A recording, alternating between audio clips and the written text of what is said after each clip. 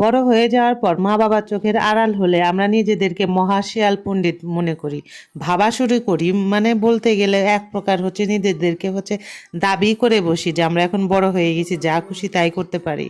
তবে আজকে বাড়িতে হচ্ছে অনেক রকম ভর্তার আইটেম। আজকে শুধু হচ্ছে ভর্তা ভার্তি করব, কোনো প্রকার মাছ হচ্ছে রান্না করব না। মাছ রান্না না করার আর একটা কারণ আছে, সেটা বিশাল একটা ইতিহাস। সেই ইতিহাস তোমাদের সাথে আর শেয়ার না করি।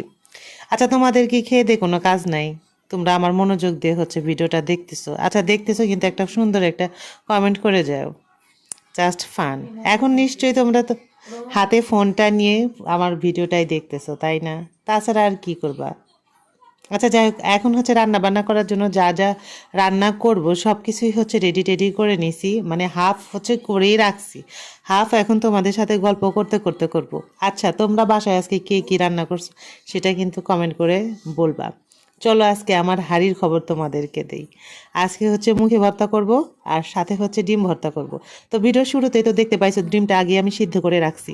তো দেখলাম যে ডিমটাই হচ্ছে আগে ভর্তা করি, কারণ ডিম ঠান্ডা হয়ে গেলে শক্ত হয়ে যায়, সাদা অংশটা কেমন যেন হচ্ছে দলা দলা ভাব আসে। আর গরম থাকা অবস্থায় সেটা ভর্তা করলে কিন্তু অল্পতেই হচ্ছে একদম ভ্যানিশ হয়ে যায়, মানে সফট হয়ে যায়, আর পেঁয়াজ মরিচের সাথে হচ্ছে একদম মিলেমিশে একাকার হয়ে যায়। ডিম ভর্তা যে কি মজা লাগে কি আর বলবো, কাঁচা মরিচ পেঁয়াজ আর হচ্ছে সামান্য পরিমাণ সরিষার তেল দিয়ে এই ভর্তাটা হচ্ছে করছিলাম। আর তারপরেই হচ্ছে ভর্তাটা করব হচ্ছে মুখি ভর্তা। ইস, মুখি ভর্তাটা যে কি ভালো লাগে কি আর বলবো। আর এই মুখিগুলা কিন্তু বেশ অনেকদিন আগে নিয়ে আসছিল, প্রায় হচ্ছে 2-3 মাস আগে, যখন আমরা হচ্ছে বিশাল বিশাল সাইজের থেকে দাদিমা অনেকগুলা ইলিশ মাছ নিয়ে আসছিল, সেই তখনকার হচ্ছে মুখি। তবে আজ খাই কাল খাই করে করে এই মুখিগুলা হচ্ছে খাওয়াই হচ্ছিল না। তো আজকে ভাবলাম যেহেতু হচ্ছে ভর্তার আইটেম করব, তো মুখি ভর্তাগুলার একটু সদ্গতি করি আর কি। তবে ইদানিং কিন্তু আমরা অনেক সবজি অনেক সিস্টেম করে খাই। ভর্তার ভিডিওটা অবশ্য মানে সিদ্ধর ভিডিওটা করি নাই। সেদ্ধটা হচ্ছে আমি মোটামুটি সিদ্ধ করে ওইটুক পানি ফেলে দিয়ে আবার সিদ্ধ করে ওইটুক পানি ফেলে দিয়ে হচ্ছে চুলার উপরে দিয়ে একদম পানি শুকায় ফেলছি। কারণ থেকে দাদিমার এখন অনেক সবজি হচ্ছে বিভিন্ন সিস্টেমে খেতে হয়, আর আমি সেইগুলাই হচ্ছে ওই মতোই করি, ডাক্তার যেভাবে খেতে বলছে। কারণ রান্নার পার্টটা যেহেতু আমি খেয়াল করি, এই সমস্ত যদি খেয়াল আমি না করি তাহলে অসুবিধা।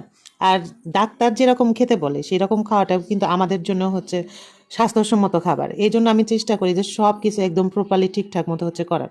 বরং ইস্তাকে দাদিমাই হচ্ছে দুষ্টামি করে সেই মতো হচ্ছে খেতে চায় না, বলে যে আমার আর খেতে ইচ্ছে করতেছে না, আমার আর ভালো লাগতেছে না। আমি আজকে রাত্রেই হচ্ছে বললাম যে আপনার ওই সমস্ত খাবার দাবার আমার কিন্তু খেতে ভালোই লাগে, আসলেই ভালো লাগে। যখন চিন্তা করি যে ওই রকম খেলে আমরা সুস্থ থাকবো, তখন মনে হয় যে না, ঠিক আছে, একদম পারফেক্ট। তো এর মধ্যে হচ্ছে ডালটা উঠাবো, তার মধ্যে ভাবলাম যে ডালটা উঠানোর আগে শুকনো মরিচ কয়টা হচ্ছে ভেজে নিই, যেহেতু হচ্ছে বিভিন্ন রকম ভর্তার আইটেম করব, তো বিভিন্ন জিনিস হচ্ছে নষ্ট করে কি করব। তো শুকনো মরিচগুলা কিন্তু